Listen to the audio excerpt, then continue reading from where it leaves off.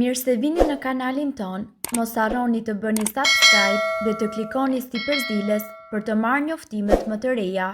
Faleminderit! Habit mjeku, nëse hiqni dorë nga buka nuk do ta besoni se çfarë i ndodh trupit tuaj.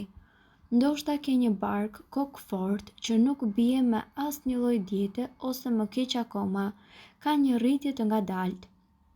Nëse janë të dyja këto, atëherë duhet të ndalosh bukën me çdo kusht.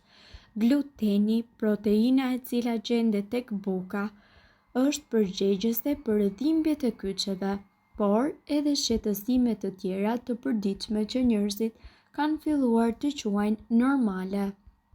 Çfarë ndodh kur eliminoni bukën nga dieta juaj e përditshme? Do të humbasësh shumë ujë. Pasi të kesh ndaluar bukën, do të humbasësh shumë ujë nga depozitat e organizmit. Natyrisht, trupi do të rifillojë të krijojë depozita të reja duke përdorur glikogjen, por nga ana tjetër, humbja e ujit do të jetë shumë e madhe. Do të vësh re që dëshirat do të mungojnë. Kur ha bukë, karbohidratet gjithashtu rritin nivelin e sheqerit në gjak, duke shkaktuar kështu një ndjesi lodhjeje. Duke ndaluar bukën, nuk do të marrësh këto pasoja që shkaktohen nga sheqeri. Çrregullimet e zorrëve do të bëhen më të shpeshta. Pa nivelet e duhura të fibrave të cilat rregullojnë zakonisht aparatin tretës, do të kesh vazhdimisht shqetësime me zorrët. Kur ndalon bukën, natyrisht ke ndaluar edhe nivelin e fibrave që mund të marrësh nga bishtajoret dhe në këtë mënyrë, mungesa e tyre do të bëjë që vizitat në tualet të jenë më të shpeshta. Trupi nuk do të ketë rezistencë. Kur ham karbohidrate, trupi ynë dërgon sinjale në tru fal hormonit të mirë, serotonina. Kur ndalon bukën dhe ke mungesë karbohidratesh, trupi sa vjen dhe bie nga rezistenca, rrjedhimisht bie edhe prodhimi i serotoninës. Mendjen do ta kesh si më të re. Truri i njeriut nuk punon pa karbohidrate. Nëse ndalon furnizimin e tij me karbohidrate, edhe truri nuk është në gjendje të kuptojë se çfarë po i ndodh. Në këtë rast, për të ushqyer, ai do të kërkojë të transferohet tek ushqimet e tjera me glukozë për të ushqyer. Fizikisht, veten nuk do ta ndjesh si më parë. Edhe kjo është mjaft e kuptueshme, meqense karbohidratet shërbejnë si një burim i jashtëzakonshëm dhe i shpejtë energjie që i nevojitet trupit tuaj. Ndërkohë, kur eliminon bukën, natyrisht bën që trupi të fillojë dhe të kërkojë energji në bazë të përbërësve të tjerë. Ky lloj çrregullimi rrezon energjinë dhe prish ekuilibrat e organizmit tuaj. Ndërkohë, do të ndihesh më i shëndetshëm nëse ul rrezikun. Mbi të gjitha, duke hequr bukën nga organizmi, i ke bërë trupit një favor shumë të madh. Nëse eliminon bukën, ke ulur ndjeshëm rrezikun e sëmundjeve të zemrës dhe diabetin e tipit 2, por as nuk ke nevojë për të zhdukur karbohidratet e tepërta që rrisin nivelin e acideve yndyrore. Ndërkohë, duhet gjithmonë të dini se buka zë një vend të rëndësishëm në tavolinën tonë. Kohët e fundit shumë njerëz po ndjekin regjime ushqimore të cilat synojnë eliminimin e karbohidrateve për një kohë të caktuar. Me karbohidrate kemi fjalën për bukën, makaronat, pijet e gazuara, sheqerin e të tjerë, të cilat për shumë ekspert janë fajtor për shëndoshjen dhe njëkohësisht mbi peshën. Përpara se ju të ndërmerrni një hap të tillë, do të mësoni se çfarë ndodh në organizëm nëse nuk hani bukë. Më pak ujë në trup. Në momentin që ju vendosni të hiqni dorë nga buka dhe të kufizoni karbohidratet, ju do të vëreni se pesha juaj do të pësojë një ndryshim të shpejtë. Mos u habisni, në këtë pikë trupi nuk shkrin depozita djamore, por çliron ujin e tepërt në trup.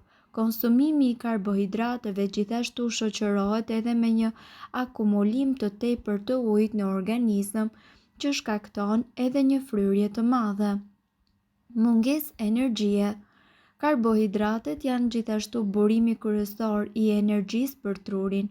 Kur njeriu heq dorë nga karbohidratet, organizmi plagështohet sepse në vend të glukozës ai djeg ketone për energji. Ky fenomen njihet edhe si gripi i karbohidrateve, sepse simptomat janë të ngjashme. Njeriu mund të përballet gjithashtu edhe me tharje të gojës, lodhje, dobësi, marramendje, probleme me gjumin dhe mjegullim të trurit. Më pak neps. Karbohidratet gjithashtu rritin nepsin dhe aktivizojnë shumë pika varësie në tru. Mungesa e tyre do të përshtas trurin me nevoja të reja. Në vend të ushqimeve jo të shëndetshme do të hani më shumë ushqime me fiber dhe njëkohësisht më pak sheqer. Ulë rreziku ndaj sëmundjeve të zemrës dhe diabetit. Karbohidratet e përpunuara ku bën pjesë edhe buka rrisin ndjeshëm rrezikun e sëmundjeve të zemrës dhe të diabetit të tipit 2. Dritrat e shëndetshme nga ana tjetër janë ato të cilat përpunohen dhe lihen në gjendjen e tyre të plotë.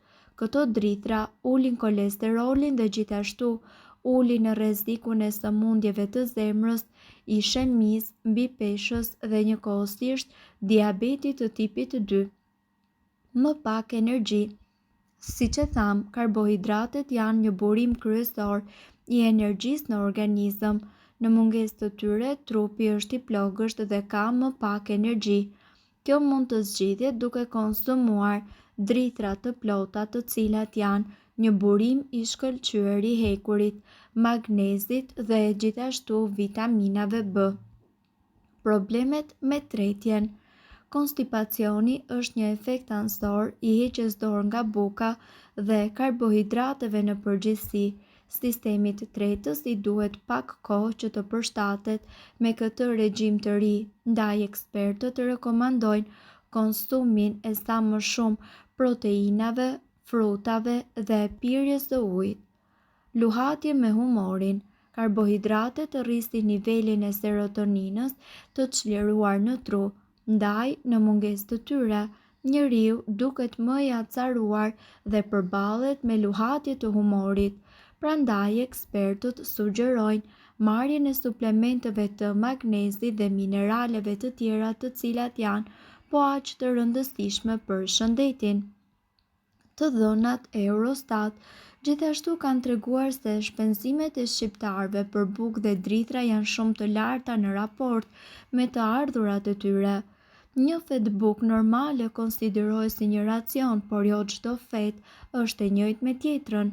Ndaj ju duhet të kujdeseni që buka të jetë me dritra të plota, po ashtu racioni ditor i bukës dhe i dritrave ndodh në varësi të moshës, gjinisë dhe të aktivitetit fizik.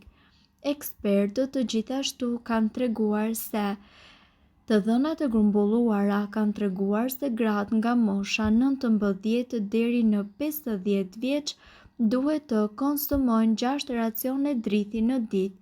Gratë mbi 50 vjeç duhet që të konsumojnë 5 racione drithi në ditë, ndërsa burrat nga 19 deri në 30 vjeç kanë nevojë për 8 racione drithi në ditë, ndërsa ata nga 31 deri në 50 vjeç kanë nevojë për 7 racione drithi në ditë.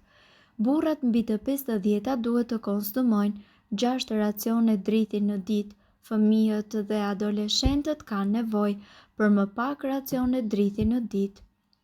Mirë po duhet të dini, informacionet në këtë video kanë për qëllim të plotësojnë dhe të mos të zëvendësojnë këshillat e mjekut tuaj dhe nuk kanë për qëllim të mbulojnë të gjitha përdorimet e mundshme, masat paraprake, ndërveprimet ose efektet negative. Informacionet në këtë video mund të mos i përshtaten rrethanave tuaja shëndetësore, prandaj para përdorimit konsultohuni me mjekun tuaj. Nëse doni të dëgjoni videot tona që ne postojmë çdo ditë, kliko subscribe. Ju ftojmë gjithashtu të bëni like në video tona nëse i keni dëgjuar dhe pëlqyer ato. Faleminderit që e pat videon ton. Shpërndajni këtë video në profilin tuaj në mënyrë që të informohen edhe shokët tuaj. Faleminderit.